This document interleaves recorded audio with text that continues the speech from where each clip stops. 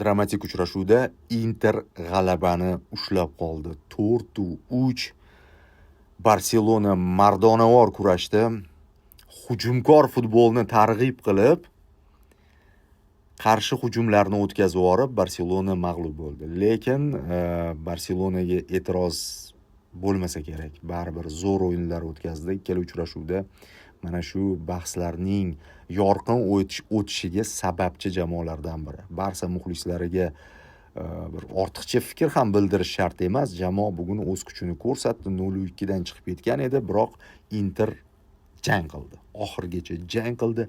Sharhda ham aytdim, o'z imkoniyatlaridan maksimum foydalanish bo'yicha master klass ko'rsatdi Inter.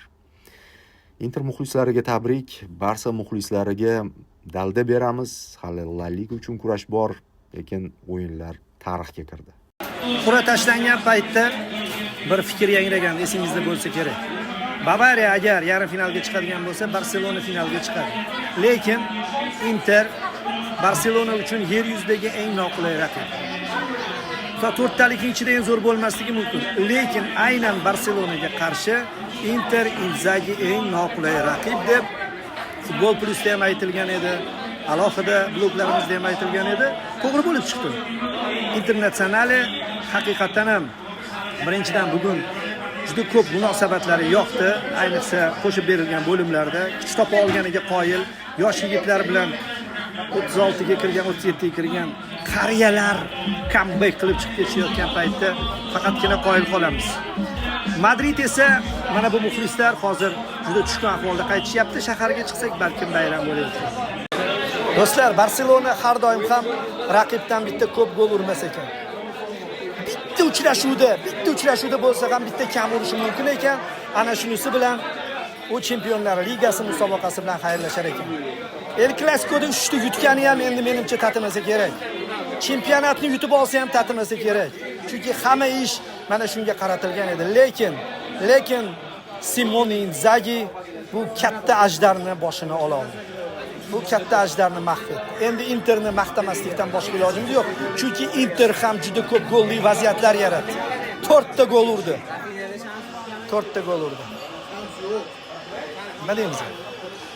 Madridda Farruh kelganda Barselona 4 ta gol o'tkazib yuborib Liverpool yutqazgan ekan. Yana shu o'yinni ko'rdi. Faqat Barselona 3 urdi. Bu foydasi. Shunday bo'lsa-da do'stlar, Barselonaga respekt, qoyil. Mana shunday go'zal futbol namoyish etayotgani bilan muxlislarni chin dildan qutlaymiz. El Clasico zo'r bo'ladi, xudo xolasa. Xuddi o'sha Pep Guardiolaning davridagidek, hozir 10-yildagidek Inter chiqarib yubordi va ko'p ehtimol Chempionlar Ligasini mana shu uslubda olishi ham mumkin. Bilmadim, PSG yoki Arsenal qanaqa qarshilik ko'rsatadi. Lekin u paytdagi futbol bilan hozirgi holat farqli. Guardiolaning uslubi to'pni bermas. Bu esa yuqori liniya, shuning uchun qaysidir uchrashuvda baribir bir marta jazolanishi muqarrar edi, ko'p aytilgan edi. Ozgina tahrirlar ko'rar, ishlarni tahrirlab ko'rar. Lekin rahmat.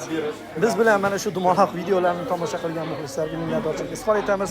Cristiano Ronaldoning mehmonxonasida biz Internatsionalining finalga chiqqanini ko'rdik. Bir fakt e'tiborimizni o'ziga tortdi. Inter jamoasi Chempionlar Ligasida uyida oxirgi marta Realga yutqizgan ekan. Realga. Uyida yomon ekan lekin bu jamoa.